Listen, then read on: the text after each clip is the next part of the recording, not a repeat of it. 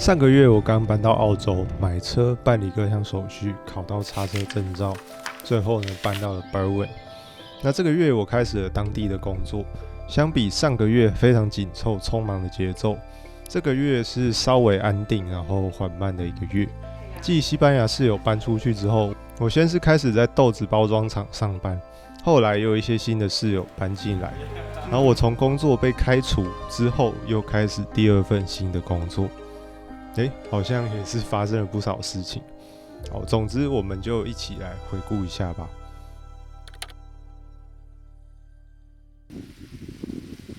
搬到Berwyn大概1个礼拜之后，因为豆子采收的季节开始了，包装厂就开始招募新的员工。那发现这个工作机会之后，我们星期一就到这个工厂去参加 induction， 就是入职介绍。我们就去简单了解一下工作内容。他们的薪水是使用计件的方式去计算的，通常会落在29到35澳币之间。Induction 结束之后呢，因为目前的房子离工作还有市中心都偏远，生活机能也不是非常好，而且是透过2房东分租的，所以房租是有点偏贵。所以我们就去预约看了另外一间房子。怎么感觉他们也在看房啊？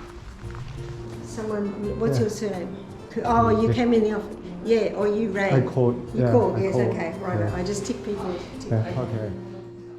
这间房子不但便宜非常多，而且还多出一个房间可以再转租给别人，所以换算下来的话，一周呢只要100多澳币就有一个地方可以住了。算下来，甚至比我在台湾租房子的价钱都还要便宜。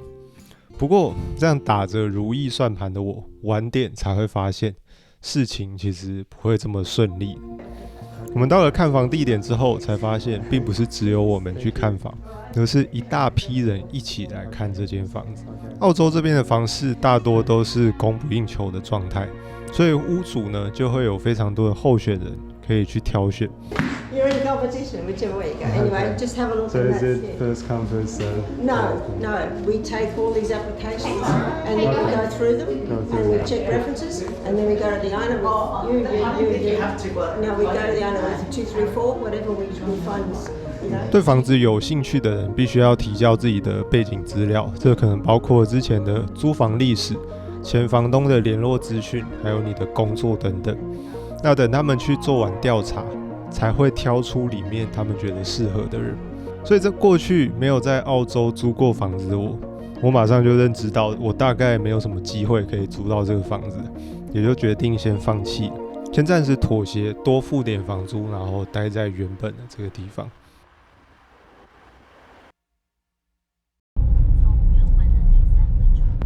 很快 induction 之后，过了2天，豆子厂的工作就开始了。这边早上6点就开始上班，所以5点多就要出门了。出门的时候完全都是天黑的状态。这个时候的我还不知道，我即将体会到下辈的地狱。在澳洲的这种厂房，男生跟女生的工作内容通常不太一样。女生通常负责比较需要细心耐心的工作，像是称重量或是把品质不好的豆子挑出来之类的。男生则是负责体力活，像我的工作内容就很简单，就是不断的从输送带把一箱一箱10公斤的豆子搬到叉车可以运送的托盘上面。那刚开始做起来感觉还行，还蛮轻松的。不过经过连续好几个小时这样的作业，我的手跟下背都开始感到一点疼痛。到后面因为下背疼痛，我后面几乎已经力竭了，几乎是没有办法处理的状态。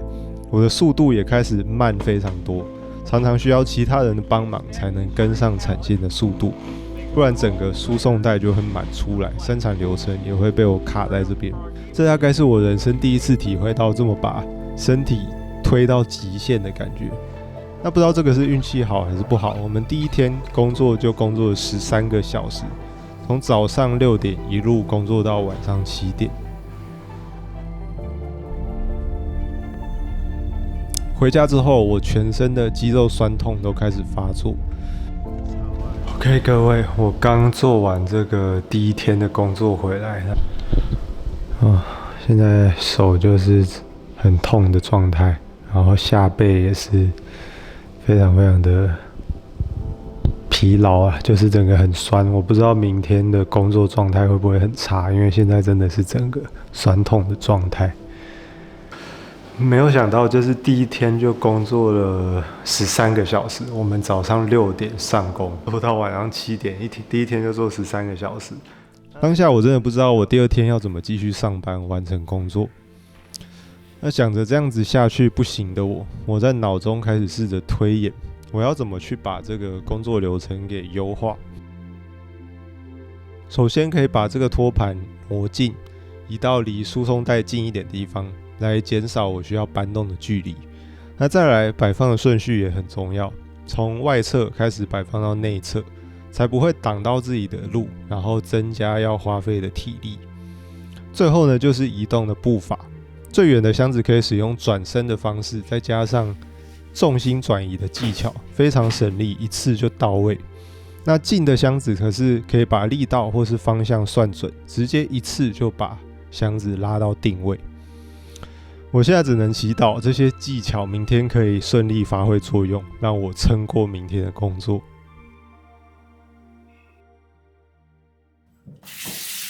到隔天早上一起床，果然全身的肌肉酸痛都非常严重。我非常怀疑我自己到底能不能撑过今天。我就吃了一颗止痛药，似乎是有好一点点了，然后就硬着头皮去工作了。那这次我就开始套用昨天想到的那些技巧，结果效果居然出奇的好，节省了非常多下背需要使用的力量，也不会像第一天那样力竭生不如死的感觉。掌握这些技巧之后，我也已经可以自己一个人跟上产线的速度，不再需要其他人来帮忙。那从第二天开始，后面几天的工作也就越来越顺利。我觉得人体真的是蛮神奇的，经过2-3天这样的修炼之后，明明工作的强度一直都差不多，我已经不太会觉得很痛苦了。现在我感觉，就算我不用那些我想的技巧，也可以靠体力就撑过一天的工作。经过了1个礼拜的工作，我的身体已经逐渐适应这种负担。虽然还有一些轻微的肌肉酸痛还没有完全消逝，但已经不会对工作造成什么影响。我也感觉得到，大概再过一阵子，我就完全不会再继续酸痛了。不过接下来等着我的是完全意料之外的状况。在星期一下班之后，一位主管把我找去，他就跟我说 ：“James， 今天是你最后一天上班。”对，做了1个礼拜，我就这样非常突然的被开除了。那原因似乎是因为我在搬箱子这边比较不需要人手的时候，我被调去做其他的这种挑烂豆子的工作。那我用比较放松的姿势嘛，用单手在那边挑，看起来很像我在偷懒。后来就被盯上，然后他们就开始觉得我是一个效率不好的员工，然后后来就被开除了。那我想这个也是在体制内工作你必须要承受的东西吧，毕竟你领的是他们的薪水，你就必须服从命令，积极的去表现，去让他们喜欢。雇主不需要有任何的理由，他也不用听你本人的说辞是什么，他就可以把你给请走。毕竟你就只是一个任何人都可以取代的劳工。总之呢，虽然发生了这个突发事件了，不过理性思考的话，这也不是什么需要太过惊慌失措的事情。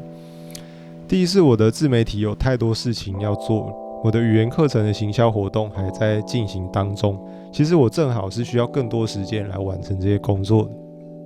那再来，现在季节也才刚开始，所以未来还是会有很多新的工作机会，所以现在并不是惊慌失措的时候。我得赶快把心态给稳定下来，然后开始拟定好之后的计划。人真的是很有趣的生物，我们很容易把注意力太多的比重放在眼前，或是最近发生的事情，而看不见全局，或者说你人生过去已经有的经验，你都很容易忘记。我们也会忘记我们当下所拥有的选择。往往我们都会对失去已经到手的东西，比起得到新的东西还要更加的敏感。明明两者是等价的。1个多月前的我还在台湾做着我的自媒体内容，当时我的状态是我想做的事情多到我必须要选择要做哪些事情这样的状态。如果是当时的我，根本不会在意我有没有一份工作，我只想把手上我想完成的计划一项一项的完成。而现在的我居然会因为失去了这份工作的状态受到影响，开始想着我要是找不到下一份工作，那要怎么办？或是如果没有工作，那我还需要继续待在这个地方吗？我待在这里的意义到底又是什么？矛盾的是，其实我随时是可以选择 reset 自己，回到1个月前的状态，继续去做我当时正在做的事情，又或是说重新开始我在澳洲的旅程跟生活。我想这样矛盾的心理机制也是为什么当你适应了在职场日复一日的生活之后，会这么容易陷入僵尸模式的循环而逃不出来。社会的脚本就像重力一样，一旦有机会呢，就会不断的把你拉回去。它不知不觉的将你洗脑，让你习惯被公司豢养安逸的生活。你一不小心就会迷失自我，被拉回去原来的世界。在澳洲这样的场景并不会很难遇见，不论是本地人还是外籍劳工，做着薪水不错的劳力工作就可以过得非常安逸了。对他们来说，要如何跳脱现在的阶层，或是提升，又或是说去探索未知的世界，这些想法并不会出现在他们的选项之中。他们就仅仅是日复一日过着一样的生活。那当然，我也不是说这样的状态有什么不好，毕竟每个人追求的都有所不同，单纯看你想要的是怎样的状态罢了。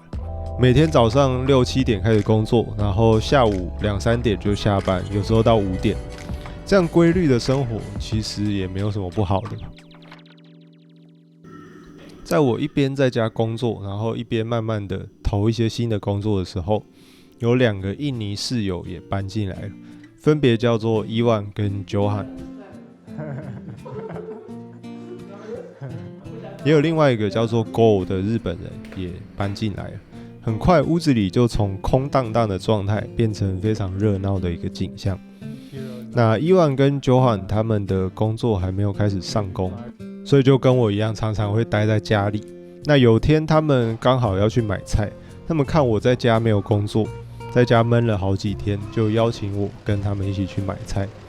虽然我当下没有特别想要买什么东西，不过觉得这个是一个增进关系的机会，我就跟着他们一起去了。路上我也随便聊聊，去挖掘他们到底是怎样的人。聊一聊才知道，他们都是已经在澳洲待了10年左右的打工人了。他们会随着季节四处的去迁移，哪边有农作物收获的季节，就会有工作嘛，所以他们就会移到那边去工作。他们说10年前的薪资只有现在的大概1半左右，那现在的最低薪资是大概每小时30澳币左右。他们对这附近也可以说是熟门熟路了。他们载我不管是到附近的超市、银行，开车都不太需要看地图，而且不管到哪里好像都会遇到他们认识的人，真的很神奇。那因为我自己是没缺什么东西啊，我就随便买1、2样东西就跟他们一起回家了。那果然偶尔出门走一走，对转换心情跟状态都会有不错的效果。在这种乡下地方，如果你真的一直闷在家里待太久，就会有种跟世界脱节的感觉。所以有意识的偶尔出门去接触大自然，或是去社交一下，可以帮助自己维持一种生活上的平衡。到隔天，我一样在客厅完成我的自媒体作业。那今天的状态不错，从早上到下午，我完成了许多的文案，也记下了我当下的心理状态，以免这些宝贵的体验遗失在时间的洪流之中。正当我在工作的时候，伊万跟 Johan 又准备要出门了。这次他们要去打羽毛球。那因为他们看到我在客厅工作，他们就问我，要不要一起去打羽毛球啊？那我想着这个是一个难得的机会，就觉得与其在家工作，不如就跟他们一起去打打球，放松一下。于是我就答应了。经过大概30多分钟的车程，我们就到了一个球场。When did they open? You tell me 2:30. 2:30. 那没想到大多数来打球的都是台湾人，有些甚至已经在澳洲住了很久了。好冷啊！那毕竟我不是一个很常打羽球的人，只能当个跑龙套，随便打打。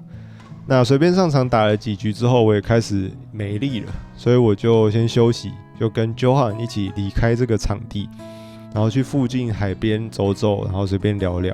虽然因为语言上的隔阂，我们只能用很简单的单字去做沟通，没有办法聊什么太多的东西。不过这种跟兄弟一起散步的感觉，还真的不赖。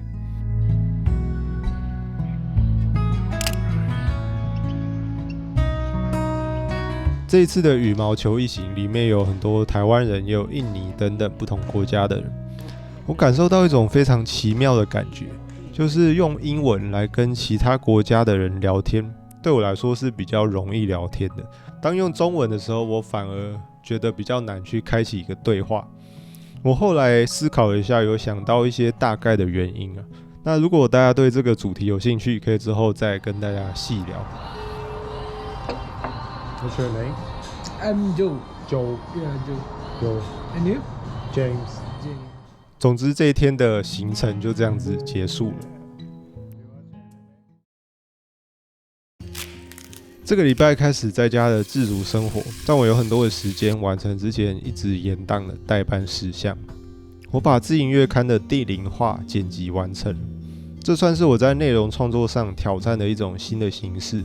希望能够弥补一般 vlog 缺乏主题方向性的这种缺点，但同时又不像资讯型影片那么的生硬，没有人味。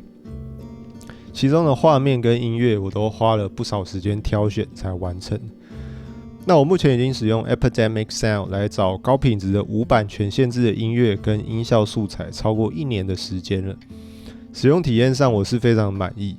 我想跟大家分享一个非常好康的活动。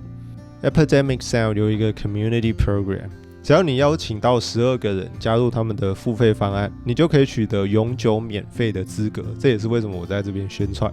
那大家只要透过我的连结加入，你也可以享有75折的折扣，等于是一个完全双赢的局面。那只要你再去邀请12个人加入，你就也可以享有免费的资格。那我花了几天完成自营月刊的第0话之后，因为6月呢是语言课程行销活动期间，我又另外的筹备一些其他的影片，来增加一些额外的自然流量。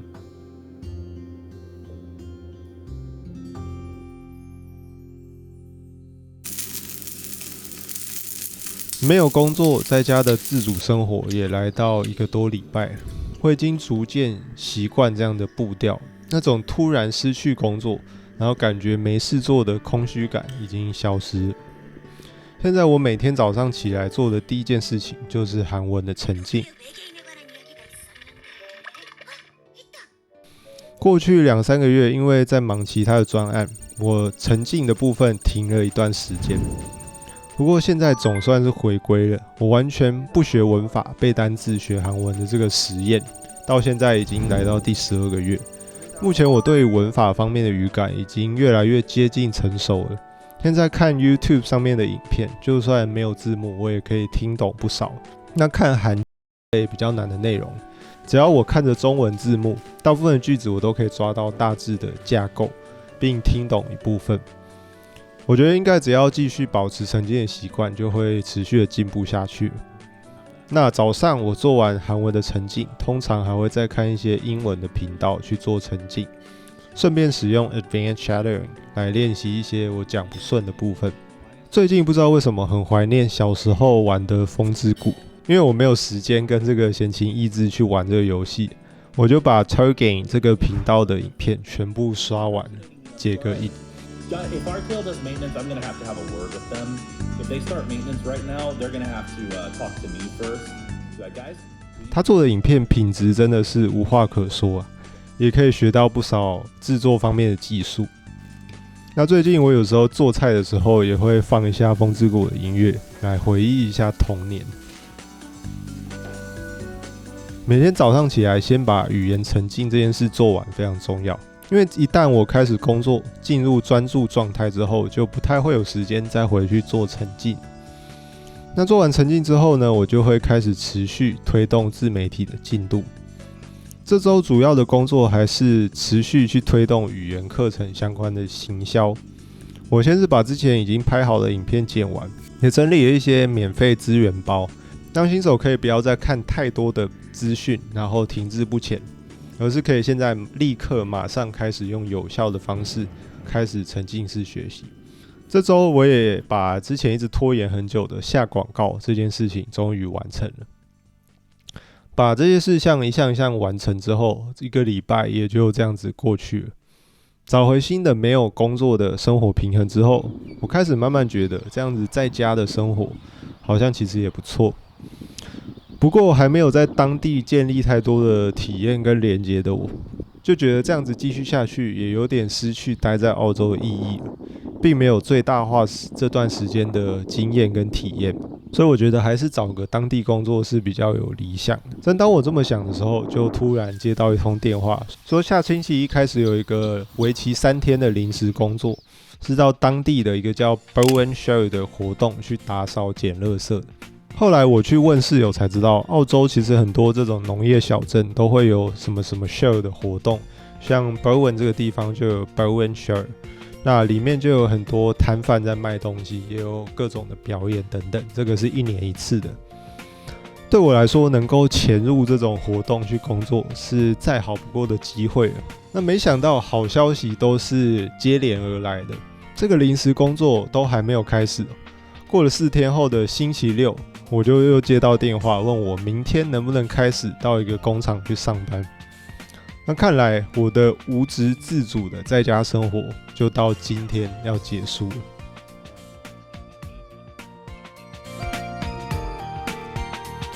新的这个工作是在一个番茄包装厂，那这边的工作时间不一定，通常都在早上7点到9点之间的时间开始工作。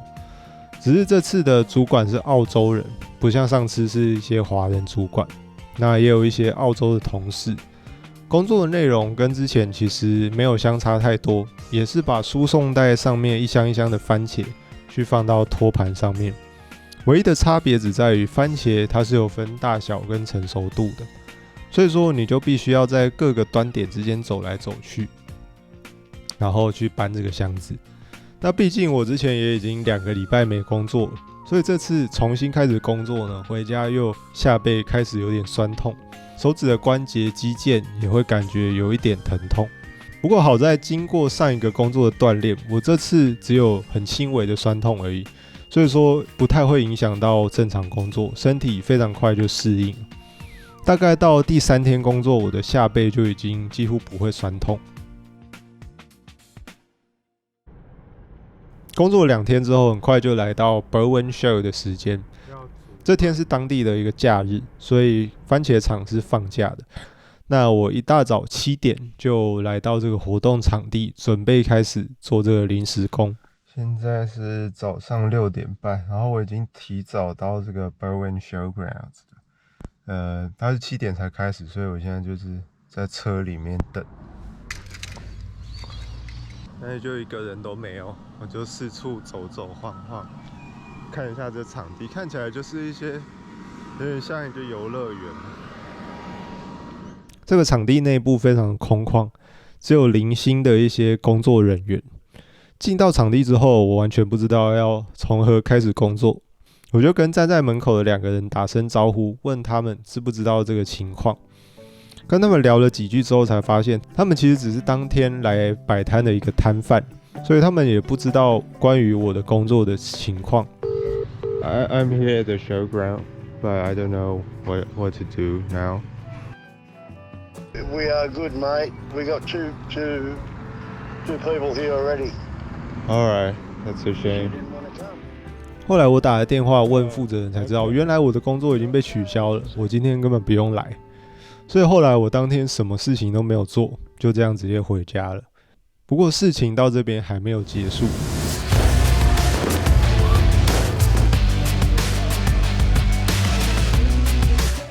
我到晚上的时候呢，又跟着一些朋友作为游客，又去了一次这个 Bowen Shell 的场地逛逛。那这次景象就跟早上非常不一样，有非常多的摊贩，也有满满的游客在里面。那没想到逛着逛着，我又在场地内遇到我早上简短聊过的这个摊贩，他正在他的这个车子旁边贩卖他的饰品。一开始我还没有注意到他，但是他就主动跟我打招呼，然后我们就这样子聊起来了。他说他是巴西人，然后在澳洲待了已经将近10年了。当初他一开始是做工地的工作，那同时他也副业在做这个摆摊卖饰品。当初他的签证本来到期，已经要离开澳洲了。那当时他的伴侣希望他留下来，他就使用 de facto 这个签证留在澳洲。后来他的生意做到一定程度之后，他就开始全职做这个摆摊的事业。那他现在的生活就是每年在澳洲四处这样迁移，然后卖他的饰品。他说每年的 Bowen Show 他都会来到 Bowen 这个地方去摆摊。平常他是待在雪梨的一个叫 Bondi Beach 的地方，距离这边是将近2000公里的车程。我没有想到居然只是早上这样简短打个招呼，就可以挖掘出这样的故事。在旅行的时候的社交真的是非常奇妙，这样的萍水相逢，然后去了解不同人的故事，也是在各种不同的地方旅行的时候我最喜欢的一个部分之一。虽然我的工作被无预警取消了，但这次的 Bowen Show 还是有一点小小的收获。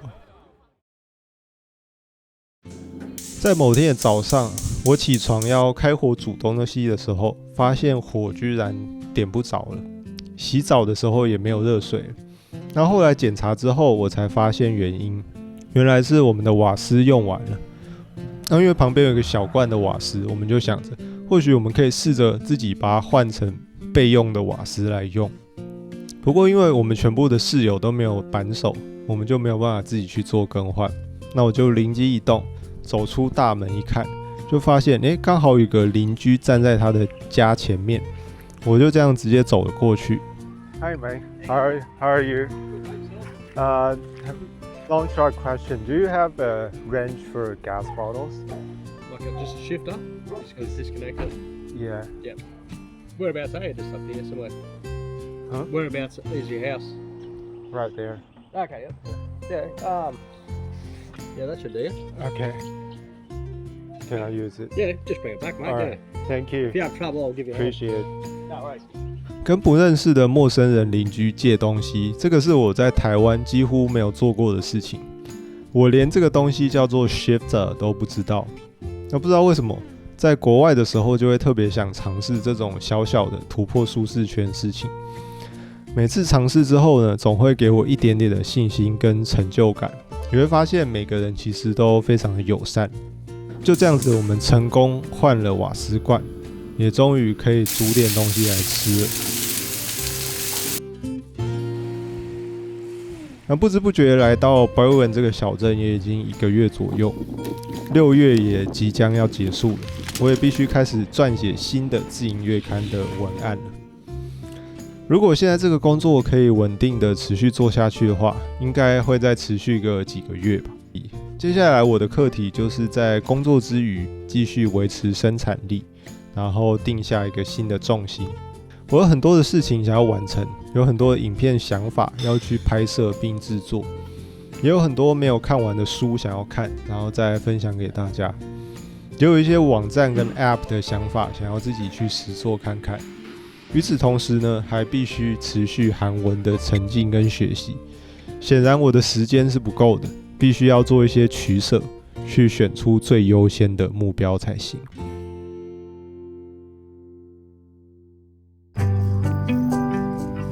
最后一样来跟大家聊聊这个月的心得。本来我以为有了一个固定的居所，生活大概会安定下来吧，没想到这个月居然也发生了这么多事情。先是开始了第一份工作，然后丢了这个工作，后来又重新找到自主生活的平衡，之后又开始了一个新的工作。在这个波折不断的过程中，我这周最大的感受主要就是2个吧。第一个就是掌控自身状态的重要性，第二个就是主动社交的重要性。当你没有被自身的状态给牵着走，才能够理智的看清自己所有的选择，并做出正确的决断。并且你也可以看清你当下所遇到的一些困境不过就是人生旅途一个短暂的停靠站而已。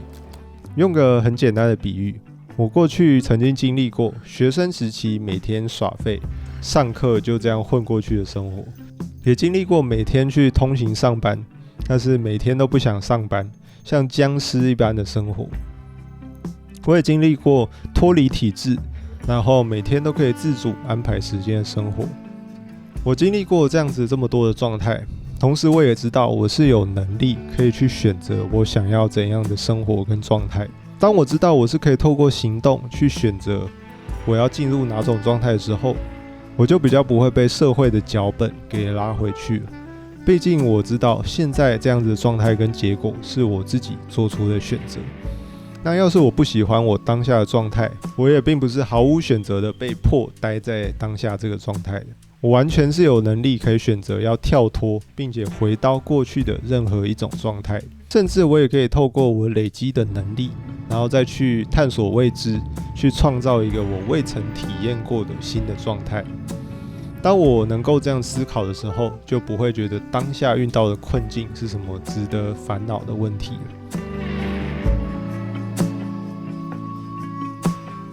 过去呢，我曾经也是一个恐惧社交，然后不具备主动社交能力的人。